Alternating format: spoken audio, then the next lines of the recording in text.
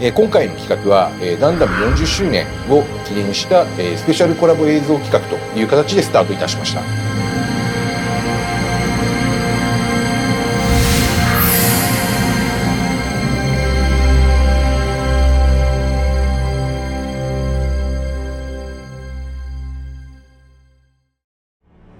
ガンプラ発売から40周年を迎え、我々もものづくりの技術を蓄積してきましたが、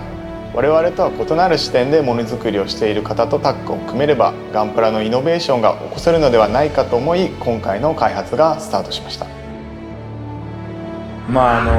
僕らインダストリーデザインのチームですんで、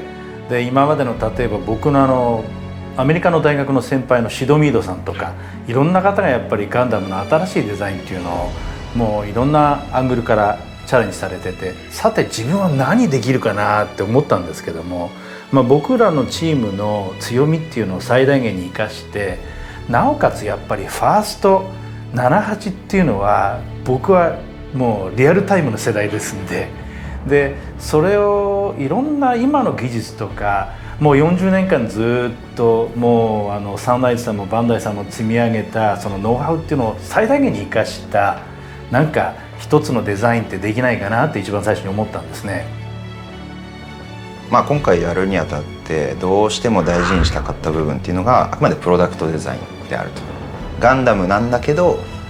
実際に動いて戦ってそのアクションをした時に、安彦さんのですね初代のガンダムのしなやかな動きを実現するっていうのを目標にやってきました。今回のそのプロダクトコンセプトとしてはですね、いわゆるそのおもちゃを作る、こういう形で失礼かもしれませんがのではなくて、実際の18メーターのガンダムがあってそれのスケールモデルを作るんだと。1分の1のガンダムを1回作ってからそれをプラモデルに落とし込むっていう一連の作業を同時にやってきたので、1分の1にする時の課題も当然ありますし、プラモデルにする時の課題も当然あるので、そのあたりをうまくやり取りしながら進めてこれたかなとは思ってます。普段設計チームは設定画稿を頼りに設計を進めていますが、今回の商品は設定画稿以前に可動構造を検証することが重要な工程となりました。 CAD で設計と検証をし、造形品で現物確認をするという工程を繰り返して商品のブラッシュアップをしていきました。ガンプラにしてもですね、その当時のそのアニメーションにしても、そのファーストガンダム78の新たなるカテゴリー作ったわけですから、それをやっぱりリスペクトして、それをあくまで継承していきながら現代のその解釈で変えていくかっていうところを、そこのもう一つの片足だけは絶対に外しちゃいけないなと思って、ただそれで考えていくとコアファイターって実はこれ戦闘機ですから結構でかいんですよ。それどうやって畳んでここの中に入れていこうかなとか、パワートレインとパッケージング、その関節とか、それから首のやっぱり上がるアングルとか、メインカメラがやっぱり後ろまで見えなきゃいけないんじゃないかとか、そういったいろんな矛盾点っていうのをここの中に全部入れ込んでって設計をしていくと、これは本当に作れるんじゃないかなっていうぐらいデータがですね、自動車1台作るよりも大きいデータになりまして、求められている機構、それの動きを再現するための環合調整であったり、外観フォルムの最終的な仕上がりを左右する金型の表面の磨き作業ですね、こちら2点に関して特に気を使いながら指圧検討業務を行いました。いろんなスケッチとかですね、そのレンダリングとか 3D のデータとかっていう形で、うちの小柳デザイナーと僕らがいろいろ書いたものっていうのが皆さんの目にも触れることがあると思いますんで、ぜひそのあたりはお楽しみにという感じです。奥山氏のデザインの面白さを伝えられる、そういったパッケージや取扱説明書を作りたいと思っています。設定画稿やラフスケッチなどとお手元にあるプラモデルと比べていただけると、より楽しんでいただけるんじゃないかなと思います。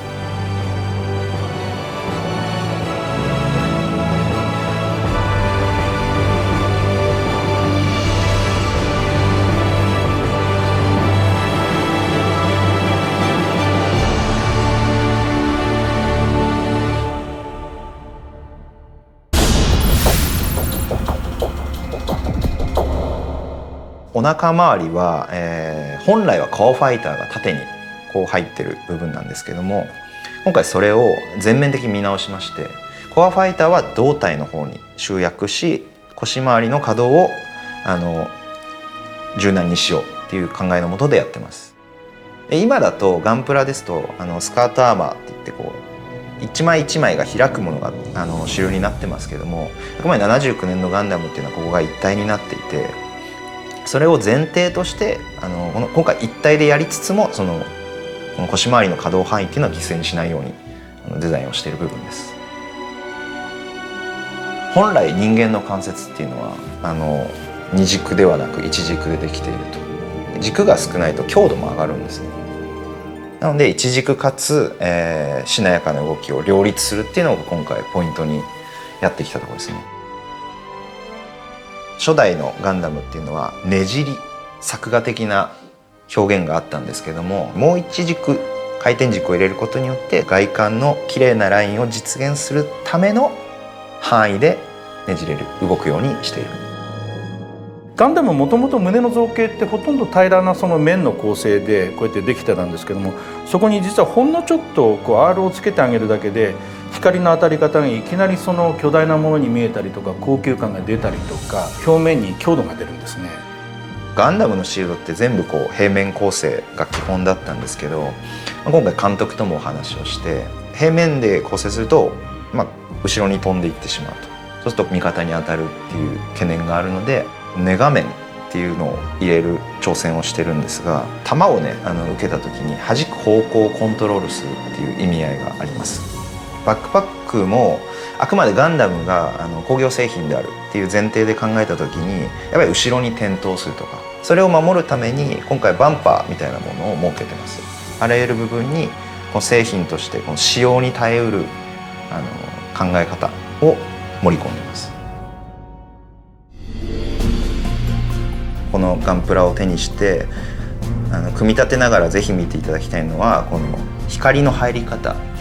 部品と部品の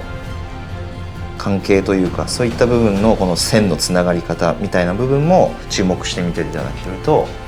すごくこの製品がどうやって何を狙って作られたのかっていうのが感じ取ってもらえるかなと思います。さまざまな新しい試みを盛り込んだ商品ですが、トラブルなくお客様にお届けできるよう日々生産を進めています。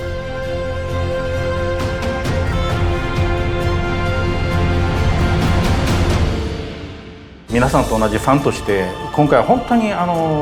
自信持ってポージングとかその面の張りであるとかいろんな細かいところをこう味わっていただける商品になったんじゃないかなと思いますんで、手に取っていただいてその本当の魅力っていうのがやっぱり伝わるんじゃないかなと